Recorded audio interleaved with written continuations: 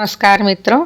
आज मैं मालती जोशी जी की लोकप्रिय कहानियों में से एक कहानी निर्वासित कर दी तुमने प्रीत सुनाने जा रही हूँ। यदि आप इस चैनल पर नए हैं तो प्लीज़ सब्सक्राइब कर दीजिए। रात बड़े भैया का फ़ोन आया था। रुंधे गले से उन्होंने बस इतना ही कहा, सुमी, दिव्या नहीं रही। बस एक वाक्य और फ़ोन चुप हो गया। मैं भी निर्निमेष उसे देखते हुए काठ होकर रह गई। दिव्या नहीं रही। दिव्या तो जीवन का सौंदर्य, उल्लास का, उमंग का प्रतीक थी। वह नहीं रही। यह कैसे हो सकता है? सचमुच हरदम हंसती, खिलखिलाती, ठुमकती, मचलती दिव्या को मृत्यु के साथ जोड़कर देखना बड़ा कठिन लग रहा था। पर यह मजाक तो नहीं हो सकता। ऐसा क्रूर मजाक, और वह भी बड़े भैया, क्यों करेंगे? उस धक्के से उबरने में मुझे कोई आधा घंटा लग गया। जब मन थोड़ा स्वस्थ हुआ तो मैंने ही फ़ोन लगाया। इस बार लाइन पर छाया थी। ठीक तो है, वही तो सबसे पास है, दौड़कर पहुंच गई होगी। वह भी बुरी तरह टूटी हुई थी। सुबकते हुए इसने जो कुछ बताया उसका सार यह था कि दिव्या ने अपनी लैब की 17वीं मंजिल से छलांग लगा दी थी। उसके प्राण पखेरु तत्क्षण उड़ गए थे। अब यह पता लगाना मुश्किल है कि यह आत्महत्या है या मात्र दुर्घटना। हत्या की संभावना को भी एकदम नकारा नहीं जा सकता। ये तीनों ही संभावनाएं मेरे गले से नीचे नहीं उतर रही थी। उसने तो अपनी पसंद से करियर चुना था और अपनी पसंद के जीवन साथी के साथ सपनों के देश में बसने चली गई थी। शादी को भी मात्र 3 साल ही तो हुए हैं। इतनी जल्दी कोई इतना हताश हो सकता है? और उसकी हत्या भला कोई क्यों करेगा? क्या उस जैसी निश्छल सरल लड़की से भी किसी की दुश्मनी हो सकती है? और दुर्घटना का तो सवाल ही नहीं उठता। वह तो अपने सहकर्मी से कह कर गई थी कि वह फ्रेश एयर लेने ऊपर जा रही है। फ्यूनरल कब है, कहाँ है? मैंने तभी जबान से पूछ लिया।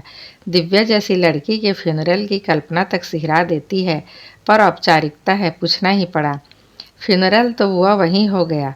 यहाँ लाने लायक स्थिति नहीं थी। चित्रा और अंकित गए हैं, मैं तो। और वह चुप हो गई। समझ गई कि देवी जी से फिर से उम्मीद से है। चित्रा की शादी में मिली थी तब एक बेटी थी, दूसरी की तैयारी थी। दिव्या की शादी में देखा 2 कन्याएं हैं, तीसरे की आहट है। अब यह चौथे की सूचना है। इस बार भी बेटी हुई तो उस मनस्थिति में भी मुझे छाया पर खींच हो आई। अच्छा, मैं कल रवाना हो रही हूँ। भैया भाभी का ख्याल रखना, मैंने कहा और फ़ोन रख दिया। फिर एक फ़ोन योगेश्वरी ट्रेवल्स को किया। कल किसी भी गाड़ी में मेरा आगरा के लिए रिजर्वेशन करवा दे। इस उम्र में अब धक्के खाते हुए जाने की हिम्मत नहीं होती। रात में ही मैंने सूटकेस जमा कर रख लिया। कल जिस भी गाड़ी में सीट होगी निकल जाऊंगी। सब समेट कर सोने गई तो 12:30 बज रहे थे, पर मेरी आंखों में का नाम नहीं था। एक मन हुआ कि उसको फ़ोन कर लूँ, पर घड़ी देखकर अपने को रोक लिया। वैसे भैया ने वहाँ भी फ़ोन तो कर ही दिया होगा। वह भी मेरे आगे पीछे ही पहुँचती होगी। मुंह से चाहे जैसा उल्टा सीधा बोलती रहे, पर ऐसे समय में सब कुछ भूल कर दौड़ी चली आएगी, मुझे विश्वास है। इस समय हम दोनों को वहाँ होना बेहद ज़रूरी है। भाभी रो रो कर बेहाल हुई जा रही होगी। भैया को सांत्वना देने वाला कोई नहीं होगा। अम्मा के बाद उस घर से अब थोड़े औपचारिकता हो गए थे संबंध। जब तक अम्मा थी तब तक तो मैं हर छुट्टी में घर पहुंच जाती थी, इसलिए लड़कियां भी मुझसे हिली हुई थीं। खासकर दिव्या के लिए तो मैं फ्रेंड, फिलासफर एंड गाइड थी। पर अम्मा के बाद सब कुछ बदल गया। अम्मा की 13वीं पर ही मैंने भाभी को किसी से कहते सुना, अरे एक सास मर गई तो क्या हुआ, दूसरी तो अभी बैठी है। वे तो बेचारी खटिया से लगी थी, पर यह तो खासम खास है। अभी पता नहीं कितने दिन तक और राज करेगी। अपने स्नेह की ऐसी अवमानना देखकर मन खट्टा हो गया था। तब से मैंने घर जाना छोड़ दिया। या तो पम्मी के यहाँ कुछ दिन चली जाती, या फिर किसी यात्रा कंपनी के साथ भारत भ्रमण कर आती। भैया के यहाँ तो बस लड़कियों की शादी या सगाई में ही जाना होता था। इसीलिए दिव्या की भी जो आखिरी छवि मेरे मन में अंकित थी वह नववधू की ही थी। शादी के तुरंत बाद वह तो अमेरिका चली गई थी। उसके बाद शायद एक आध बार ही आई हो। रात भर दिव्या का चेहरा मेरी आंखों के सामने घूमता रहा। उसके कई रूप याद आते रहे। यूँ तो तीसरी बेटी के जन्म पर घरों में मातम छा जाता है, पर जब नर्स ने वह जापानी गुड़िया हाथों में थमाई तो क्षण भर को अम्मा भी अपनी हताशा भूल गई। वह लड़की घर भर की आंखों का तारा थी, खिलौना थी। घर और बाहर उसने इतना प्यार बटोरा था कि उस पूंजी के सहारे वह 7 जन्म जी लेती। इसीलिए तो उसकी आत्महत्या की बात गले नहीं उतर रही थी। किसी तरह ठेल ठाल कर मैंने अपने को ट्रेन में चढ़ाया था। अम्मा के बाद से घर जाने का उत्साह ही खत्म हो गया था। फिर भी शादी ब्याह में जाते समय उत्साह न सही एक उत्सुकता तो रहती ही है। इस बार तो यह सफ़र पहाड़ सा लग रहा था। वक्त काटने के लिए मैंने पिछली यात्राओं को याद करना शुरू किया। सबसे पहले छाया की शादी याद हो आई। मैं और पम्मी करीब करीब साथ ही पहुँचे थे। शादी में भी 4-5 दिन बाकी थे, पर घर अभी से गोदाम बन गया था। पीछे वाला बरामदा तो बोरियों से अटा पड़ा था। कमरे में बिखरा हुआ सामान भी अपने लिए मुनासिब जगह तलाश रहा था। हमें लगा कि इस महासागर में अगर हमारी अटैचियाँ खो गई तो ढूंढे नहीं मिलेगी। नहा धोकर हम लोग सुस्ता ही रहे थे कि एक शख्स दाखिल हुआ। आंटी, आपका लिस्ट के अनुसार सारा सामान भिजवा दिया है। मिला लिया था, बाकी सामान तो आ गया, पर शायद बासमती का कट्टा नहीं पहुंचा। आप क्या पंगत में बासमती परोसेंगी आंटी जी? गोल्डन सेला चलने दीजिए, आजकल सब जगह रिसेप्शन में ही चलता है। मुकुंद, पंगत में जो तुम्हारा जी चाहे बनवाना, मैं तो घर के लिए मंगवा रही थी। अब साल भर 30 त्यौहार चलते रहेंगे। दामाद का समधियों का आना जाना लगा ही रहेगा। उन्हें क्या सेला चावल खिलाऊंगी? अभी ले आऊं या बाद में लाने से चलेगा? बाद में ले आना। अभी ले आते तो लगे हाथ साफ सूफ करके गोलियां डाल के रख देती। जी अच्छा, कहकर जब वह मुकुंद नामक प्राणी चला गया तब मैंने पूछा, आजकल गोपाल दास के यहाँ से सामान नहीं आता क्या, या कि उन्हीं के आदमी हैं? क्या बात करती, भाभी झिल्लाई। यह तो इनका स्टूडेंट है, फाइनल में है, इंग्लिश में एमए कर रहा है। पम्मी चिहुकी, मुझे तो यकीन ही नहीं आ रहा। मुझे तो लगा जैसे सीधे किराने की दुकान से उठकर चला आ रहा हो। उसकी दुकान है, शहर का सबसे बड़ा किराना मर्चेंट है उसके बाप का। मुझसे बोला, इस बार छाया दीदी की शादी का सामान हमारे यहाँ से लीजिए। हमने कहा ठीक है, हमें क्या, कहीं भी पैसे देने हैं वहाँ ना दिए, यहाँ दे दिए। ये पैसे देंगी? पम्मी फुसफुसाई। मैंने बड़ी मुश्किल से चिकोटी काटकर उसे चुप किया। फिर विषय बदलने की गरज से भाभी से कहा, हमें होने वाले दामाद की फ़ोटो तो दिखाइए। हमने सुना है कि वे भी भैया के स्टूडेंट थे। हाँ, पिछले साल ही तो फाइनल किया है, गोल्ड मेडल मिला है। अच्छा, अब पीएचडी कर रहे हैं, मुरादाबाद में लेक्चरर हैं। भाभी फ़ोटो लेने भीतर चली गई तो पम्मी ने कहा, कन्यादान के लिए गोल्ड मेडल की वर दक्षिणा सौदा कोई बुरा नहीं रहा, क्यों दीदी? तुम थोड़ी देर चुप नहीं रह सकती? चुप कैसे रहूं दीदी? मुझे तो यह चिंता खाए जा रही है कि इस साल अगर इस मोटू मल की पोजीशन आ गई तो बेचारी चित्रा की ज़िंदगी तबाह हो जाएगी। पम्मी की बात पर हंसी आ गई और गुस्सा भी। अच्छा, भाभी फ़ोटो लेकर प्रकट हो गई, बात वहीं दब गई।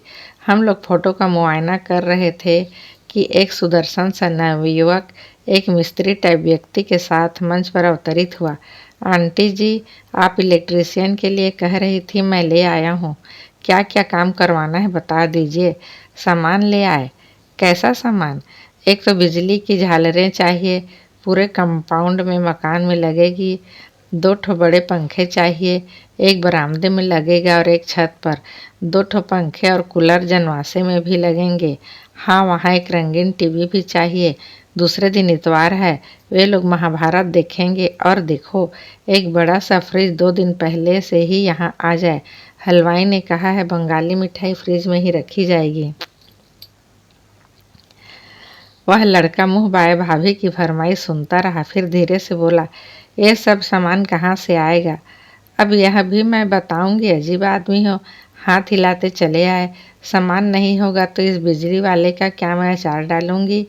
लड़का अपना समूह लेकर बाहर चला गया, साथ में मिस्त्री भी। पम्मी एकदम पूछ बैठी, भाभी क्या यह भी स्टूडेंट है? हाँ, क्यों नहीं। तो इस साल इसे ही गोल्ड मेडल दिलवा दीजिए। क्यों? उस समय पता नहीं कहाँ से चित्रा कमरे में टपक पड़ी। पम्मी को उससे कभी नहीं बने। इस बार पम्मी को अपमानित करते हुए कसैले स्वर में बोली, उसे तुम्हारे सिफारिश की ज़रूरत नहीं है छोटी बुआ, आलोक हमेशा से टॉपर रहा है। चित्रा शायद सेफ की चाबी लेने आई थी, लेकर चली गई, पर वातावरण को बड़ा असहज बना गई।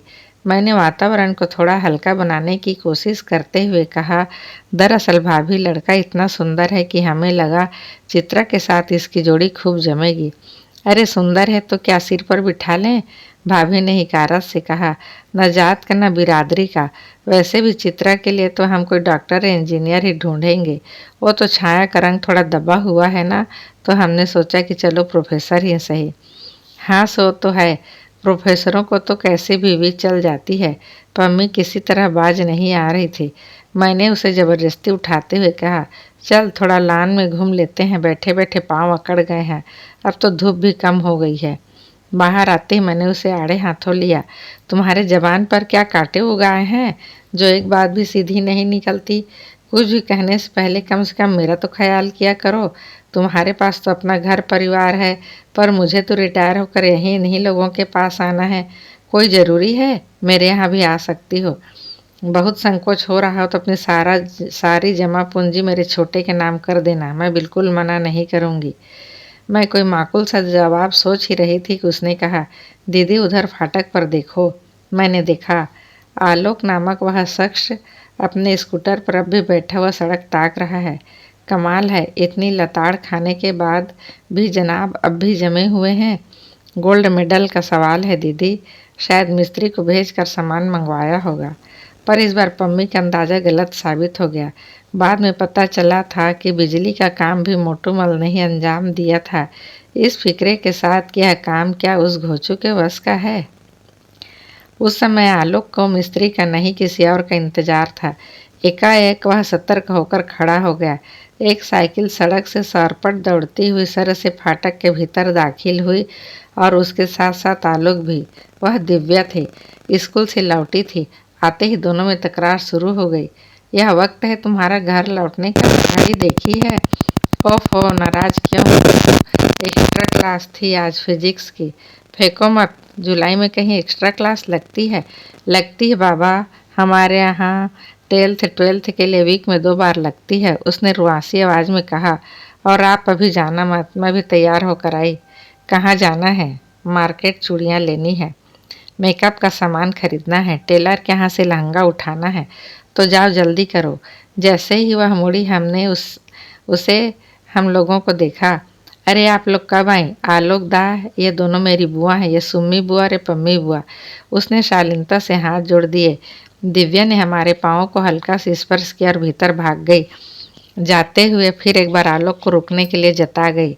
ऐसा शायद पहली बार हुआ था कि उसने मेरा इतना औपचारिक अभिवादन किया हो। नहीं तो वो तो बस लिपट जाती थी, झूम जाती थी, मचल जाती थी। कभी सूटकेस खोल कर दिखाइए हमारे लिए क्या लाई हैं। थोड़ा बुरा भी लगा, पर मैंने मन को समझा ली कि दिव्या अब बड़ी हो गई है, बच्ची नहीं रही। और सचमुच जब वह तैयार होकर बाहर आई तो मानना पड़ा कि वह एकदम बड़ी हो गई है। स्कूल यूनिफॉर्म में गुड़िया सी दिखती दिव्या सलवार सूट में एकदम आकर्षक युवती लग रही थी। वह बाहर आई तो भाभी भी साथ थी। दोनों में खूब चकचक हो रही थी। मुझे देखते ही दिव्या बोली, अच्छा बुआ, फंक्शन में 1 दिन लिपस्टिक लगाने में कोई हर्ज है? मैं भाभी का मूड देखकर जवाब सोच रही थी कि भाभी बोल उठी, अरे जब 1 आध बार ही लगानी है तो अलग से खरीदने की क्या ज़रूरत है? अजब तमाशा है, तीनों का सामान अलग अलग आएगा। बड़ी तो खैर दुल्हन है, पर ये दोनों तो साझे में काम चला सकती है कि नहीं। एक हमारा ज़माना था, घर में एक पाउडर का डिब्बा आता था, घर भर लगाता था। हमारा आपका ज़माना बहुत पीछे छूट गया भाभी। हमारे यहाँ तो वह इकलौता पाउडर का डिब्बा भी बाबूजी से छुपा कर लाना पड़ता था, नहीं तो घर में महाभारत मच जाता था। तब तक आलोक और दिव्या फाटक तक पहुंच चुके थे। आलोक ने स्कूटर स्टार्ट किया और दिव्या उछलकर पीछे बैठ गई। उनकी आंखों से ओझल होते ही पम्मी ने एक विशिष्ट भंगिमा से मेरी ओर देखा। मैं कुछ समझ पाती इससे पहले ही भाभी ने उसका मतलब भाप दिया। तमक कर बोली, पम्मी जी ज़्यादा चतुराई न झाड़ो। सुमी कुछ समझे न समझे, हम तुम्हारे इशारे खूब समझते हैं। बेटों वाली हो ना, इसलिए तुम्हारी नाक ऊँची है। हमें तो पग पर इन लड़कों का मुंह जोहना पड़ता है।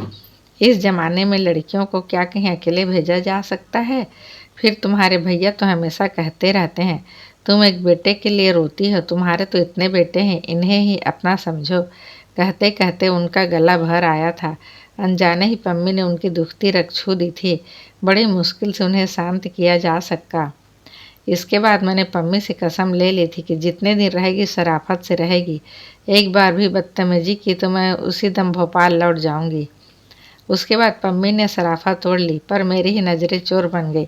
जब भी वो दोनों साथ होते मैं अनचाहे उनकी गतिविधियां नोट करती रहती। उस घर में आलोक की कोई हैसियत हो न हो, दिव्या के लिए उसका शब्द आदेश था।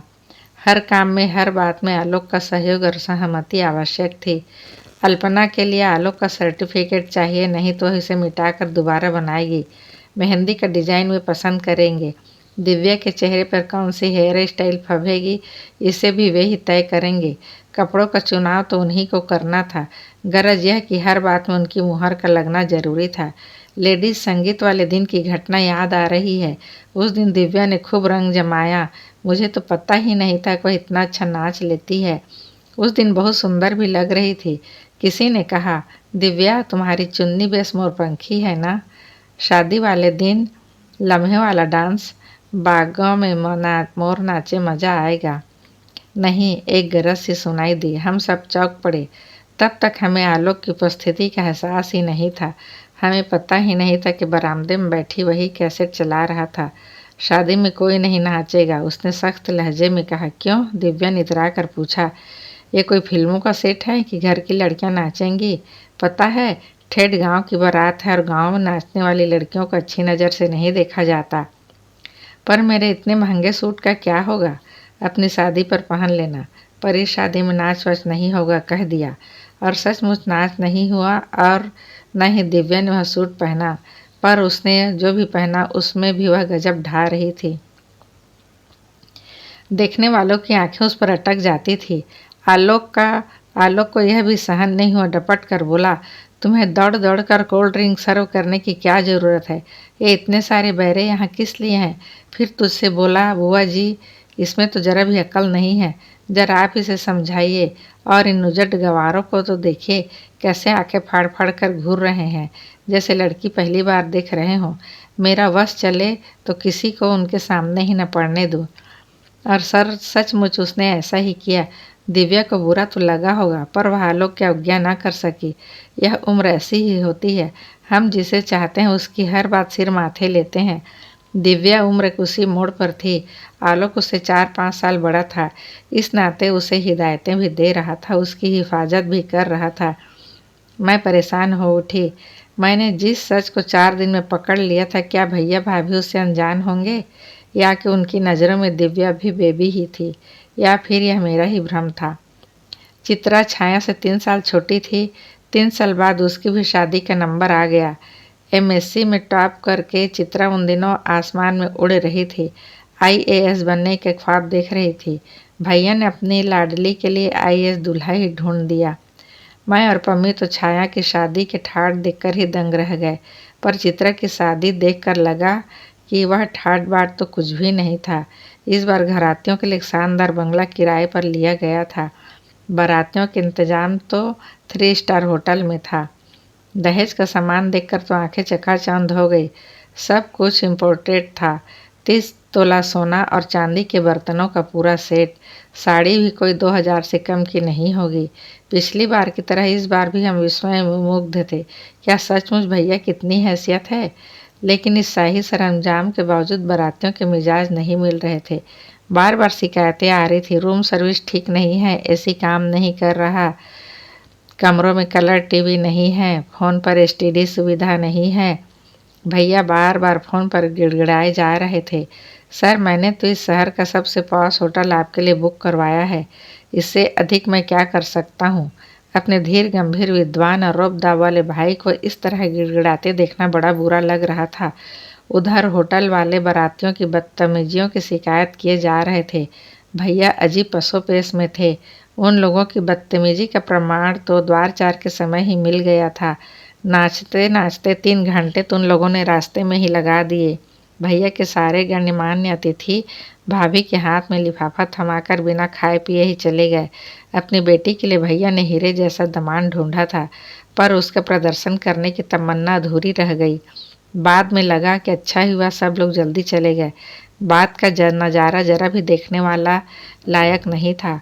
सब लोग खासकर लड़के नशे में धुत थे। वे लोग अश्लील गाने गा रहे थे, भद्दी फप्तियाँ कस रहे थे। वे लोग कोल्ड ड्रिंक से होली खेल रहे थे, गिलासों को फुटबॉल की तरह लुढ़का रहे थे। एक दो वेटरों के साथ तो झूमा झटकी भी हो गई। सजे सवरे पंडाल को उन्होंने पल भर में नक्शा बदल दिया था। कैटरर के साथ बदसलूकी की तो वह जाने की धमकी देने लगा। अब भैया कभी उसके हाथ जोड़ रहे थे, कभी उन लड़कों के। मेरा तो खून खौल उठा था। बड़ी मुश्किल से अपने ऊपर जब्त किए रही, ऐसा ना हो कि अपनी वजह से रंग में भंग हो जाए। उधर भाभी बार बार आंसू पोंछते हुए अपने भाग्य को कोस रही थी। काश एक बेटा होता तो आज बाप के साथ खड़ा होता। वहाँ जो एक सुपुत्र थे, यानी कि सन इनला प्रो जितेंद्र, बड़े ही निर्लिप्त भाव से सारा तमाशा देख रहे थे। मौका पाते उन्होंने हंसते हुए कहा, बुआ जी देख रही हैं ना, अब इन्हें पता चलेगा बारातियों के नखरे क्या होते हैं।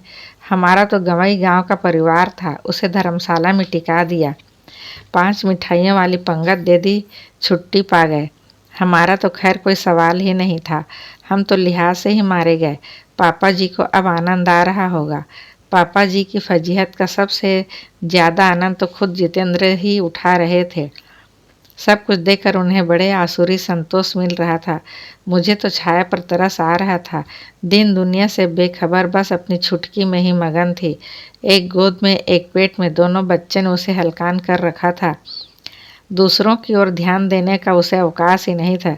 सबसे ज़्यादा ताव तो मुझे चित्रा पर आ रहा था। महंगा ब्राइडल मेकअप करवा कर ऐसे तनी बैठी थी मानो विश्व सुंदरी का खिताब जीत लिया हो। लड़के पापा का अपमान कर रहे थे, मखौल उड़ा रहे थे, बेजा फरमाइशें कर रहे थे। उसे जैसे किसी चीज़ से सरोकार ही नहीं था। स्टेज पर बैठी मंद मंद मुस्कुरा रही थी, अपने नए नवेले पति से बतिया रही थी। यह लड़की है या बर्फ का गोला? मेरा तो यह सब देख देख कर खून खौल रहा है, पर इसे देखो, माथे पर सिकन तक नहीं है। दीदी, खून खून में फ़र्क होता है, पम्मी ने गंभीरता से कहा। हमारा तुम्हारा खून खौलता है क्योंकि वह पसीने की कमाई से बना है। यहाँ का हाल तो तुम जानती ही हो। पम्मी बात कड़वी करती पर अक्सर सच होती है। सचमुच हम लोग तो इतना अपमान बर्दाश्त ही नहीं कर पाते। मुझे 22 साल पुरानी घटना याद हो आई। बारातियों को ही परंपरागत तेवर थे। वधू पक्ष उसी तरह क्षमा याचना की मुद्रा में खड़े थे। मान मनुहार हो रही थी। पता नहीं किससे क्या बदसलूकी हो गई कि बाराती नाराज हो गए थे। दूल्हे की घोड़ी दरवाजे पर रोक दी गई थी और मान मनोवल का दौर जारी था। छज्जा मेरी सहेलियों से पट गया था। सब दूल्हे को देखने के लिए बेताब थीं।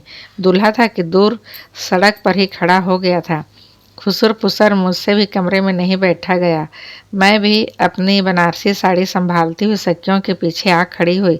ऊपर से देखा, बाबूजी, भैया, चाचा जी सब के सब हाथ जोड़कर प्रार्थना किए जा रहे हैं और सामने वाली तनी हुई मुद्रा में खड़े हैं। मेरा खून तो जैसे उबलने लगा, कनपटियाँ फड़कने लगी। तभी सुना कोई सिरफिरा बिगड़ल नौजवान बाबूजी से कह रहा है, ए मास्टर, अपनी औकात में रहो, ज़्यादा लप्पन छप्पन की ज़रूरत नहीं। यह सुनना था कि मुझे जैसे आग लग गई। मैं दनादन सीढ़ियाँ फलांगती नीचे उतर गई। बीच मंडप में आकर मैंने ऐलान कर दिया, बाबूजी, इन लोगों को विदा कर दीजिए, शादी नहीं हो सकती।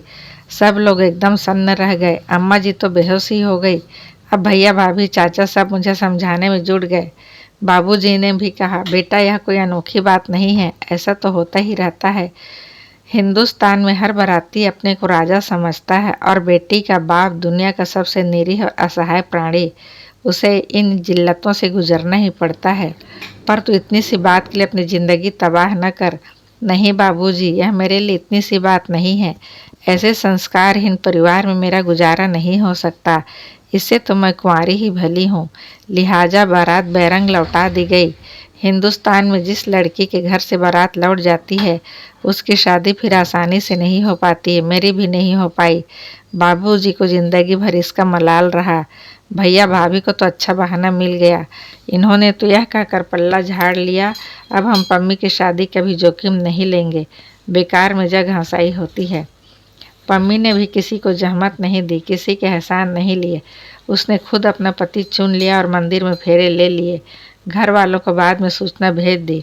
उसे गर्व है कि उसके लिए किसी ने जूते चटकाए, न किसी के पैर पूजे। पिछली पीढ़ी की लड़कियां थीं हम, फिर भी इतना साहस कर सकी। और ये तथाकथित आधुनिकाएं, एक केवल दिव्या ही थी जो छाए की तरह पापा के साथ लगी हुई थी। उसे देखकर लड़के और बहक रहे थे, पर वह अपना संयम बनाए हुए थी। उत्तेजना से कई बार उसका चेहरा लाल हो जाता, माथे की नसें तन जाती थी, पर उसने अपनी गरिमा बनाए रखी, जिससे अभद्रता अपने आप लज्जित होती रही। उसे चिंता थी तो पापा के बीपी की, इसलिए वह उन्हें यथासंभव तनाव मुक्त रखने का प्रयास कर रही थी। सच, इन 2-3 सालों में कितनी परिपक्व हो गई थी।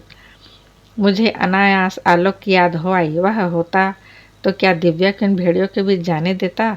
अगर वह होता तो जितेंद्र की तरह खड़े खड़े तमाशा नहीं देखता, एक ढाल की तरह, अंगरक्षक की तरह दिव्या के साथ होता, और उसका साथ होना ही लोगों पर रौब डालने के लिए काफ़ी होता।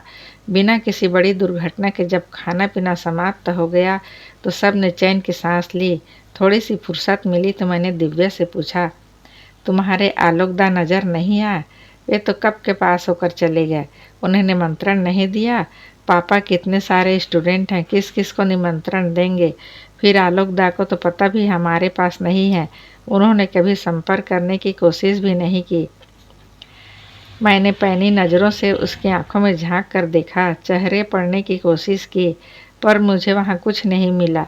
क्या बचपन के साथ बचपन का प्यार भी हवा हो गया, या कि वहाँ ऐसा कुछ था ही नहीं? दिव्या जब किसी काम से उठकर चली गई तो छाया ने अपनी छुटकी को थपकते हुए कहा, एक बात बताऊं बुआ, किसी से कहोगी तो नहीं? पम्मी बुआ से तो बिल्कुल भी नहीं। नहीं कहूँगी, किसी से भी नहीं कहूँगी। बताओ क्या बात है?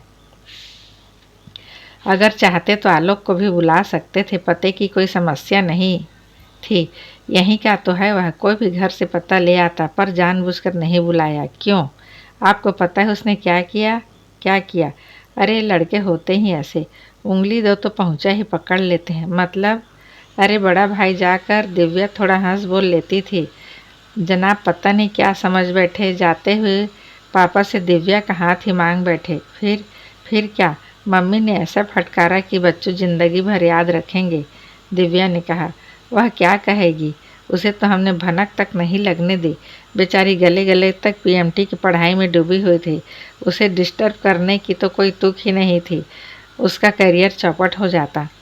अच्छा ही हुआ मैंने उसे यह नहीं बताया कि आलोक का नया पता मुझे मालूम है।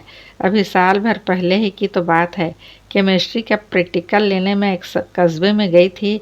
आजकल हर कहीं कॉलेज खुल गए हैं। छोटा सा कस्बा था, कॉलेज की छोटी सी इमारत थी। पता चला यहाँ तीनों फैकल्टी हैं। लॉ क्लासेस रात में लगती है। जैसे भीतर प्रविष्ट हुए गोरे चिट्टे युवक ने आकर प्रणाम किया। बुआ जी पहचाना? क्षण भर सोचकर मैंने कहा, आलोक हो ना? चलिए पहचान तो लिया। तुम यहाँ क्या कर रहे हो? जी हिस्ट्री में एमए कर रहा हूँ। हिस्ट्री में क्यों? जी अंग्रेजी में तो गोल्ड मेडल मिला नहीं, सोचा हिस्ट्री में ट्राई कर लेते हैं। वैसे आईएएस की तैयारी कर रहा हूँ।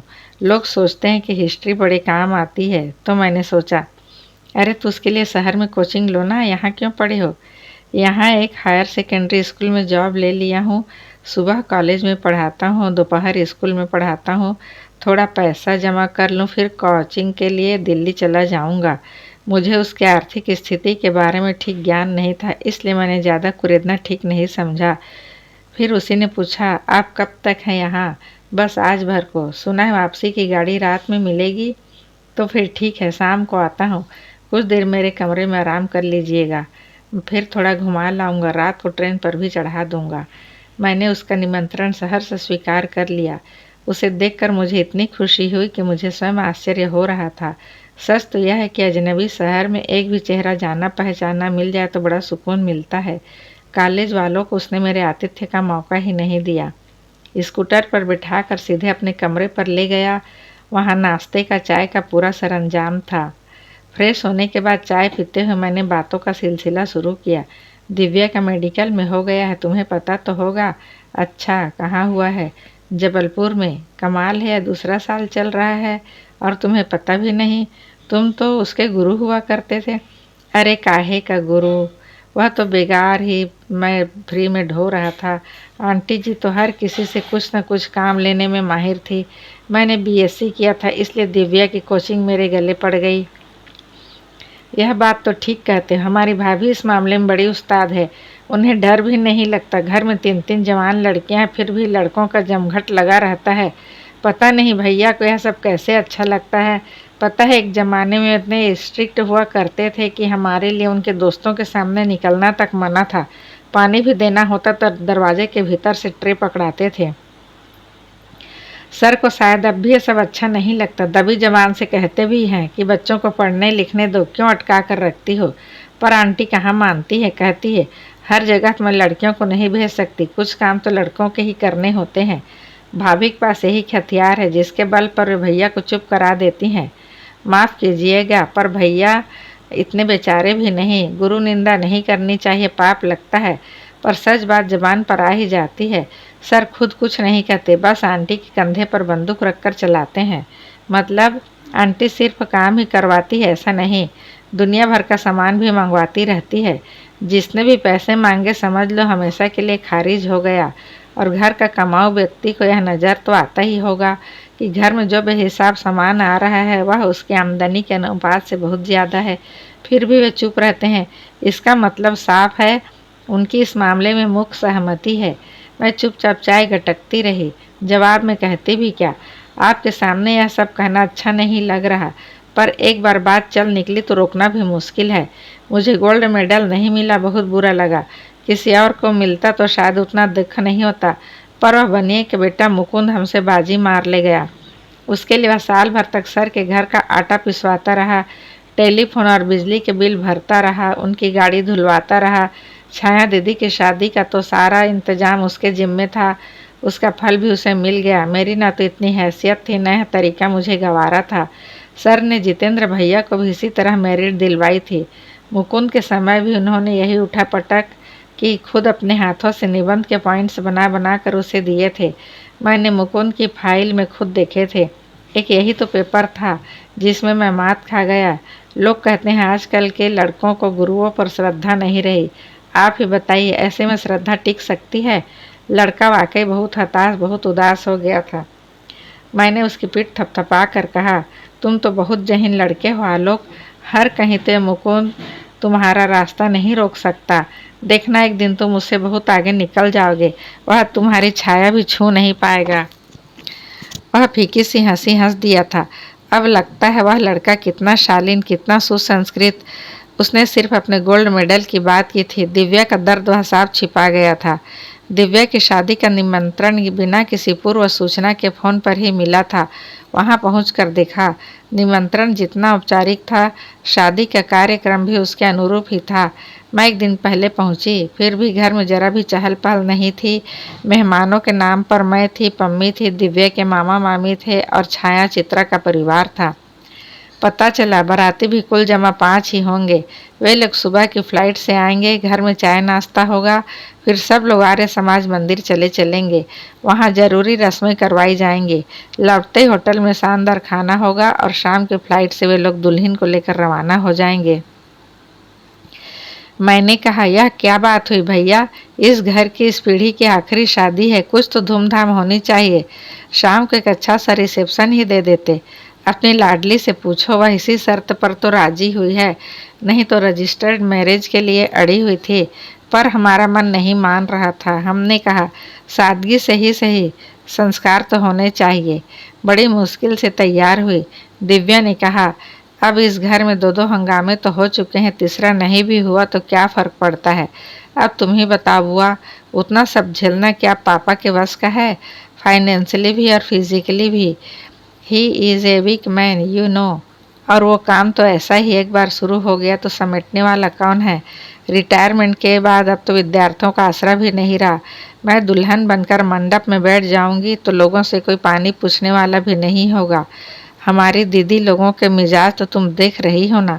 और फिर जब लड़के वालों को इन चीज़ों में कोई दिलचस्पी नहीं तो हमें क्या पड़ी है। भाभी बता रही थी कि तुमने गहने कपड़े कुछ भी लेने से इनकार कर दिया है। यह बताओ कि अब देने के लिए इन लोगों के पास कुछ शेष है। दोनों शादियों ने पापा को एकदम निचोड़ कर रख दिया। अब तो ग्रेच्युटी और फंड वगैरह की रकम मिली है, वही इनकी जेब में कुलबुला रही है। वही सब मुझ पर खर्च कर देंगे तो बाकी ज़िंदगी क्या करेंगे, किसका मुंह देखेंगे? अपने को फकीर बनाकर भी यदि मुझे कुछ देते हैं तो वह तो मेरे साथ जाएगा नहीं, सास के लॉकर में पड़ा रहेगा, उनके वार्डरोब की शोभा बढ़ाएगा। इसमें क्या तुक है?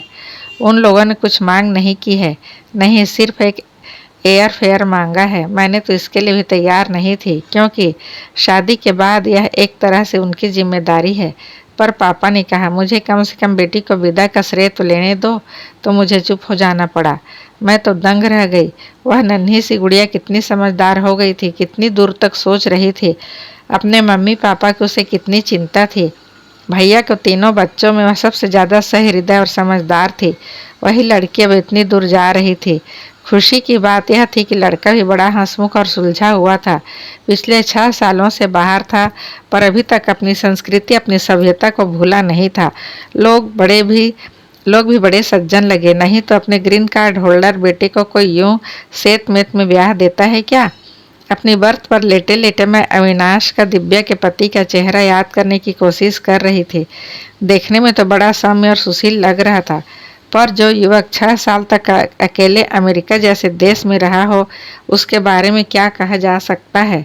हो सकता है उसका वहाँ कोई अफेयर हो और माँ बाप की मर्जी की खातिर वह इस शादी के लिए राजी हुआ हो। पर उसके माँ बाप इतने दकियानुस तो नहीं लगे। नहीं, दिव्या इतनी दब्बू थी कि चुपचाप अन्याय सह लेती। वह तो उल्टे पैरों वापस आ जाती। फिर कहाँ क्या गड़बड़ हो गई। इन 3 सालों में मुझे इसका एक ही पत्र मिला। अपने उस इकलौते पत्र में वह अपने काम से, अपने जीवन से बड़ी खुश नजर आ रही थी। वह अमाशय की किसी बीमारी पर रिसर्च कर रही थी। पत्र में उसने अपनी लैब, वहाँ के साधन, वरिष्ठों के सहयोग और प्रोत्साहन के विषय में विस्तार से लिखा था। उसने पत्र में लिखा था कि बुआ, अगर यही सब हम अपने घर में मिलने लगे तो अपनी जड़ों से कट कर कोई इतनी दूर क्यों जाना चाहेगा? दरअसल उसे खुद अपनी जड़ों से कटना, अपनों से दूर हो जाना बहुत साल रहा था। शादी वाले दिन भी मुझसे कह रही थी, अगर मेरा वश चलता तो मम्मी पापा को इस उम्र में अकेला छोड़कर मैं कहीं नहीं जाती। तब मैंने उसको दिलासा दिया, पागल, आजकल घर में रहना कौन चाहता है? लड़का है लड़की सब बाहर भागते हैं। सबकी अपनी महत्वाकांक्षाएं होती है, इसलिए माँ बाप भी बाधा नहीं डालते। तुम अपने विनाश को ही ले लो। उसे घर छोड़े कितने साल हो गए, और आजकल तो टेलीफोन, हवाई जहाज है और दुनिया इतनी सिमट गई है कि दूरियों का पता ही नहीं चलता। घर इस बार भी मेहमानों से भरा हुआ था, पर इस बार माहौल में रौनक नहीं थी। पूरे वातावरण में एक उदासी घुल गई थी। भैया एकदम टूट गए थे। दुख की इस घड़ी में वह एकदम अकेले पड़ गए थे। भाभी रो रो कर बेहाल हुई जा रही थी। उन्हें अपनी ही सुध नहीं थी, वह भैया को क्या देखती। घर में उनके पीहर वालों का ही जमघट था। वे 24 घंटे उन्हीं को घेरे रहते। छाया को ही बच्चों के साथ संभाल से जितना वक्त मिलता वह माँ की सेवा शुश्रूषा में लगा देती। भैया के लिए किसी के पास वक्त नहीं था, या फिर उनके दुख का किसी को अंदाज़ा नहीं था। मेरे वहाँ पहुँचने से भैया को बहुत राहत मिली। पम्मी भी आ जाती तो बहुत अच्छा होता, पर उसका भी अपेंडिक्स का ऑपरेशन हुआ था। वह इतना लंबा सफ़र करने की स्थिति में नहीं थी। मातम पुरसी वालों का तांता लगा हुआ था। उनके पास भैया को ही बैठना पड़ता था। छाया को छोड़कर जितेंद्र भी अपनी नौकरी पर लौट गए थे। मैं पहुंच गई तो लोगों से मिलने का भार मैंने अपने ऊपर ले लिया। लोगों की सहानुभूति कम और उत्सुकता ज़्यादा थी। क्या हुआ, कैसे हुआ, क्यों हुआ, वे लोग प्रश्नों की झड़ी लगा देते। दुख तो यह था कि इनमें से ही एक भी प्रश्न का उत्तर हमारे पास नहीं था। हम लोग खुद चित्रा और अंकित के आने की प्रतीक्षा कर रहे थे। उन लोगों ने वहां से बस एक बार फ़ोन किया था, सिर्फ अपने सकुशल पहुंचने की सूचना दी थी और कहा था बाकी बातें घर आकर होगी।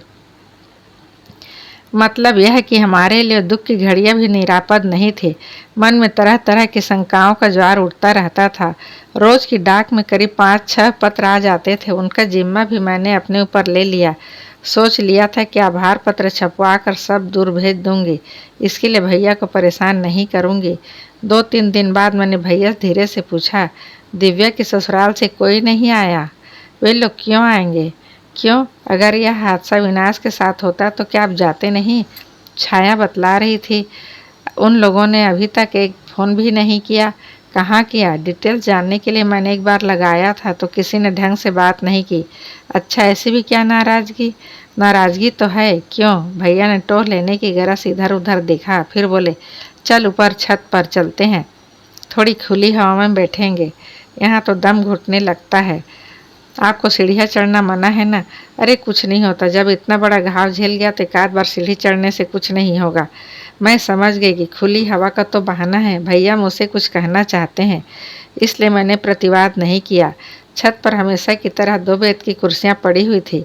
वहाँ बैठकर थोड़ा सुस्ताने के बाद भैया बोले, यह बात मैंने तुम्हारी भाभी को भी नहीं बताई, किसी को भी नहीं बताता, पर अब लग रहा है इसे मन में रखे रखे मेरी छाती फट जाएगी, इसीलिए तुमसे कह रहा हूँ, सिर्फ तुमसे।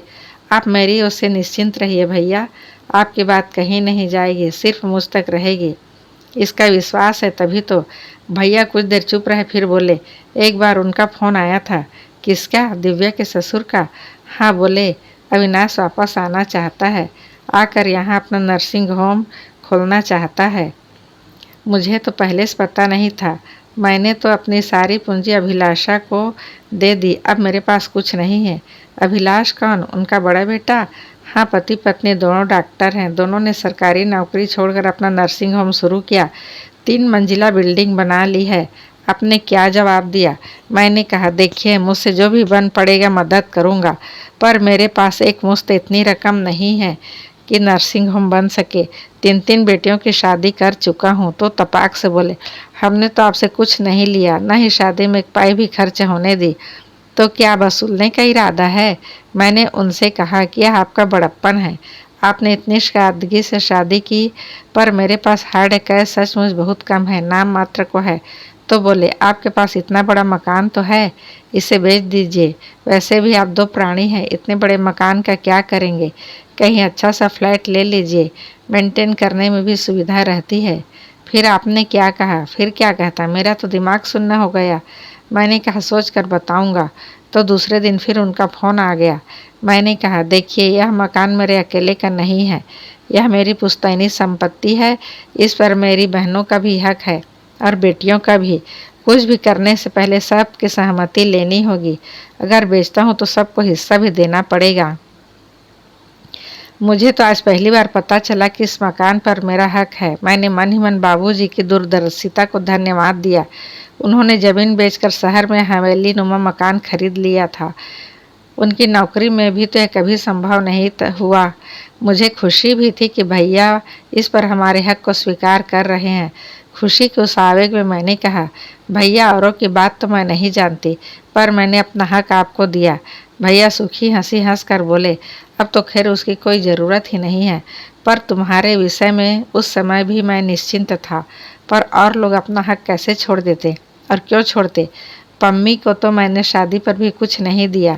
छाया को 3 बेटियां ब्याहनी है, चित्रा का ज़रूरत नहीं है, फिर भी सबको देने के बाद जो बचता है उस पे या तो हमारे सिर पर छत बचती या अविनाश का नर्सिंग होम खड़ा होता। फिर मैंने अपनी समस्या बताई तो बोले, वह मेरा बेटा है, उसके लिए मैं तो कुछ न कुछ तो करूँगा ही, चाहे मुझे पत्नी के गहने ही क्यों न बेचने पड़े। आपके कान में बात डालने का मकसद सिर्फ इतना था कि वह आपका भी कुछ लगता है, इसलिए आपका भी फर्ज बनता है। उस समय वहाँ बहुत रिसेशन चल रहा था, बाहर वालों को ज़बरदस्ती रिटायर करके स्वदेश भेजा जा रहा है, इसलिए वह बहुत इनसिक्योर फील कर रहा है। मैं उसे आश्वस्त करना चाहता हूँ। कहने को तो घर में भी एक नर्सिंग होम है, पर वहाँ उसका काम करना ठीक नहीं होगा। वह हमेशा अपने आप को भाई का मातहत समझेगा। इस समय उसकी मनः स्थिति इतनी विचित्र है कि जरा से में उसका ईगो हर्ट हो सकता है। भैया मुझे तो सारा प्रोजेक्ट ही विचित्र लग रहा है। फिर उन्होंने एक और सुझाव दिया, आप ऐसा क्यों नहीं करते, ऊपर अपने लिए 2 कमरे बनवा ले, नीचे का हिस्सा बच्चों के लिए छोड़ दे, वे अपने हिसाब से उसे डेवलप कर लेंगे। भैया मुझे तो लगता है उनका शुरू से ही यह मकसद रहा होगा। वे बड़ी चतुराई से धीरे धीरे असली बात पर आना चाहते थे। क्या पता, मुझे अगर पता होता यह सवाल दिव्या की ज़िंदगी से जुड़ा है तो 1 मिनट में मकान खाली कर देता, भले ही सारी ज़िंदगी सड़क पर गुजारनी पड़ती। आपने दिव्या से तो बात की होगी। हाँ, मैंने डॉक्टर साहब से सोचने के लिए थोड़ा वक्त और मांग लिया और दिव्या को फ़ोन किया। सुनकर तो है जैसे आसमान से गिरी। उसे तो कुछ भी पता नहीं था। तुम्हें तो मालूम है वह जो भी काम करती है लग कर करती है। उस समय भी वह अपना रिसर्च में मशरूम थी। उसकी दुनिया लैब में ही सिमट कर रह गई थी। बाहर कैसी हवा बह रही उसे मालूम नहीं था। उसने कहा, पापा आप परेशान न हो, मैं 2 दिन बाद फ़ोन करती हूँ। फिर क्या? हाँ, पूरे 6 दिन बाद। बताया कि किसी गलत इंजेक्शन के कारण अविनाश के एक मरीज की मृत्यु हो गई थी। उसे सस्पेंड कर दिया गया है। उस पर डीई चल रहा है। उसे अपना लाइसेंस छिन जाने का डर है, इसीलिए वह जल्दी से जल्दी भारत लौटना चाहता है। इतनी बड़ी घटना हो गई और दिव्या को उसकी पत्नी को कुछ पता नहीं था। यही तो उसमें दिव्या का भी दोष है। उसे थोड़ा चौकस रहना चाहिए था। पति की हर बात का ध्यान रखना चाहिए था। मेरे फ़ोन के बाद उसने अविनाश से बात की, तब भी उसने कुछ नहीं बताया। यह तो उसने बाहर से पता लगाया। जब उसने अविनाश से सफाई मांगी तो उल्टे उस पर ही बरस पड़ा। तुम मेरी जासूसी करती हो। यह कब की बात है? यही कोई 3 महीने हुए होंगे। उसने कहा, पापा अब आप फ़ोन मत करना, मैं ही कर लिया करूँगी। हम हमेशा बाहर से ही करती थी क्योंकि अविनाश पूरे समय घर में ही रहता था। फिर एक दिन समधी जी का फ़ोन आया। बहुत नाराज़ थे। बोले, यह तो हमारी आपसी की बात थी, आपने बच्चों तक क्यों जाने दी? अब बेटा मुझ पर बिगड़ रहा है। मैंने उसके ससुराल वालों के सामने हाथ फैलाकर उसे जलील किया है। यह उनका आखिरी फ़ोन था। और दिव्या का 15 दिन पहले आया था। बस कुशल क्षेम से ज़्यादा कुछ नहीं बोली। इन दिनों ऐसे ही बड़ी डाउन लग रही थी। उसकी आवाज़ में खनक गायब हो गई थी। अब तो चित्र वगैरह आएंगे तभी कुछ पता लगेगा। क्या पता लग रहा है? मेरी अंतरात्मा जानती कि उसने आत्महत्या की है। उस जैसी खुददार लड़की अपमान और जिल्लत की ज़िंदगी जी ही नहीं सकती थी। काश वह यहीं लौट आती। जैसे जैसे दिन बीत रहे थे मातम पुरसी करने वालों की भीड़ छट रही थी। हम लोग भी बार बार वही सब दोहराने की उब से बच गए थे। जिस दिन आलोक आया हॉल एकदम खाली था। उसे देखकर मुझे जरा भी आश्चर्य नहीं हुआ। जानती थी जहाँ भी होगा खबर लगते ही दौड़ा चला आएगा। पर उसने बताया कि मात्र संयोग था। वह बहन की शादी में घर आया था। दिव्या के बारे में यही आकर पता चला। बताया कि वह आजकल असम में है, कलेक्टर है। बहन की शादी है तो पत्नी भी साथ आई होगी ना? मैंने पूछा। जानना चाहती थी कि अब तक कुंवारा बैठा है या शादी कर ली। पत्नी आई है तो उसे यहाँ नहीं ला सकता। घर में मांगलिक कार्य है ना। माँ मातम पुरसी पर आने की इजाज़त नहीं देती। मैं तो खुद बिना बताए आया हूँ। जाने से पहले एक बार फिर जाऊँगा तो आरती को भी साथ लेता आऊँगा। भैया पूरे वक्त गुमसुम बैठे रहे। उन्होंने आलोक को देखकर भी अनदेखा कर दिया। मैं ही पूरे वक्त बात कर रही थी, पर अंदर मुझे बहुत अटपटा लग रहा था। ऐसे भी क्या नाराज़गी? वह शख्स शादी वाले घर से छुपकर आपके दुख में हिस्सा बटाने चला आया है। आप उसे 2 बातें भी नहीं कर सकते। कुछ नहीं तो हाल चाल पूछ लेते। मैं ही एक तरह से अपराध बोध से ग्रसित हो गई। जानबूझकर उसे छोड़ने गेट तक गई। मैंने कहा, आलोक भैया के बर्ताव का बुरा मत मानना प्लीज़। अभी वे इस धक्के से उबर नहीं पाए हैं। दरअसल यह आघात इतना ज़बरदस्त है कि हम सबकी मति कुंठित हो गई है। फिर तो वे इसके पिता हैं। वह कुछ क्षण मुझे एकटक देखता रहा, फिर बड़े ही तरल स्वर में बोला, बुआ जी, आपका तो इतना बड़ा परिवार है। आप हैं, दीदी लोग हैं, सर हैं। क्या आप में से कोई ऐसा नहीं था जिससे वह मन की बात कह सकती? संकट के समय जिस पर भरोसा कर सकती? उसका इस तरह चुपचाप चले जाना क्या जरूरी था? और बात करते करते उसकी आंखें छलछला आई थी। कस्बे की उस शाम अपने रिजल्ट के बारे में बोलते हुए वह अपनी इस चोट को, इस दर्द को छिपा गया था, पर आज उसने ऐसा कोई प्रयास नहीं किया। भीतर आकर देखा, दोनों मुट्ठियां छाती पर कसे हुए भैया निस्पंद बैठे थे। मैं तो एकदम घबरा गई। क्या हुआ भैया? तबीयत तो ठीक है ना? कुछ नहीं रे। इस लड़के को देखकर छाती में एक बगोला सा उठा था, उसी को दबा रहा हूँ। मैं आश्चर्य से उन्हें देखती रही। कितना सुंदर लड़का, कितना होनहार, कितना सुशील। दिव्या पर जान छिड़कता था। अगर शादी हो जाती तो उसे देवी बनाकर पूजता। उस दिन उसकी बात रख ली होती तो दिव्या आज हमारे बीच होती। पराए देश में अजनबी लोगों के बीच यूँ छटपटा कर प्राण न दे देती। पर क्या करूँ, तुम्हारी भाभी को यह सब रास ही नहीं आया। उत्तर में मौन बनी रही। इसके बाद कहने को था ही क्या। अलविदा मित्रों, अगली कहानी में फिर मिलते हैं।